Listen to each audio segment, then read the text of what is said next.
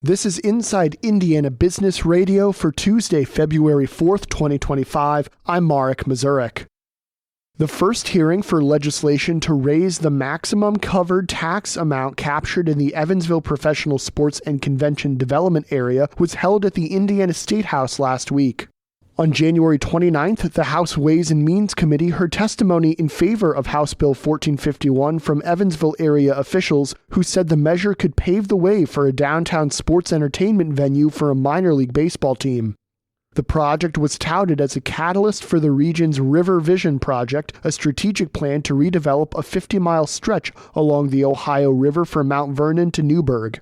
Evansville State Rep Tim O'Brien said an economic boost in Evansville helps the whole state. We embrace the idea of regionalism in Southwest Indiana, and there's so much opportunity in our region. And I think restructuring this really shows that Southwest Indiana is open for business. For more information on the bill, head to InsideIndianaBusiness.com. Elkhart-based Patrick Industries, Inc. has acquired another manufacturer headquartered in Elkhart. Patrick is buying Elkhart Composites, Inc., and financial terms of the deal are not being disclosed. As its name suggests, Elkhart Composites makes composite products for sidewalls and ceilings used in recreational vehicles and other products.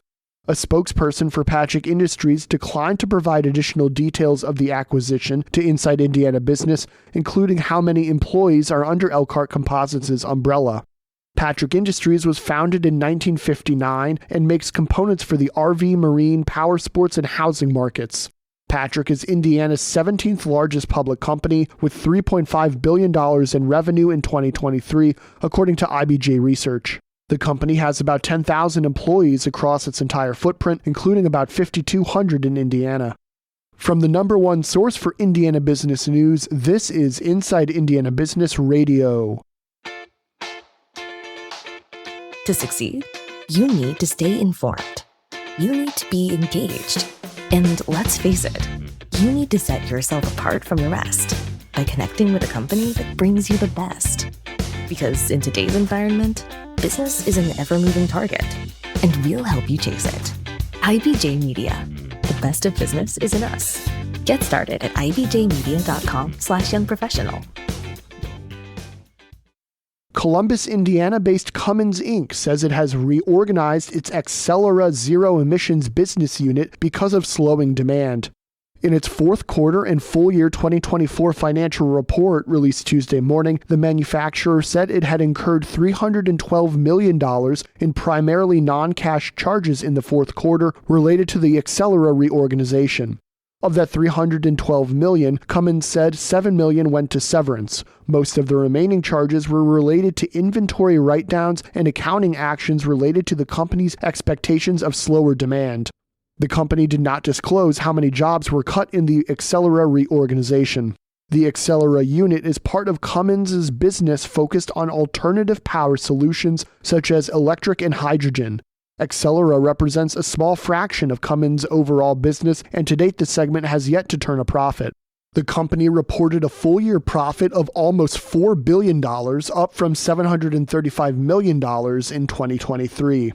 Cummins made its name as a maker of diesel engines, but in recent years the company has taken well-publicized steps into the alternative power market.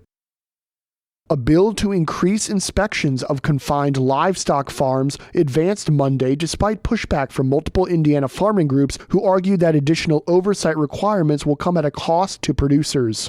Senate Bill 193 originally proposed annual inspections for all confined feeding operations, or CFOs. Currently, those farms must be inspected by state regulators at the time of licensure and then once every 5 years. Before moving the bill 9-1 to the full chamber, however, the Senate Environmental Affairs Committee amended the bill to require 2 inspections in every 5-year period. Bill author Senator Rick Niemeyer emphasized that the change would add just one more inspection and comes at no cost to farmers. Niemeyer said the proposal stemmed from concerns in his district, specifically within Newton County, about the years-long gap between farm inspections. Indiana's largest farming associations, however, are not in favor of the bill. Visit Fort Wayne and other community leaders are launching a months-long study to examine how to grow the area's music economy. The tourism organization has commissioned global research consultant Sound Diplomacy to develop a long-term strategy to position music as a key driver in the regional economy. Over 10 months, the London-based consultant will research local regulations, policies, and strategies to identify stakeholders in the music scene and perform an economic impact assessment.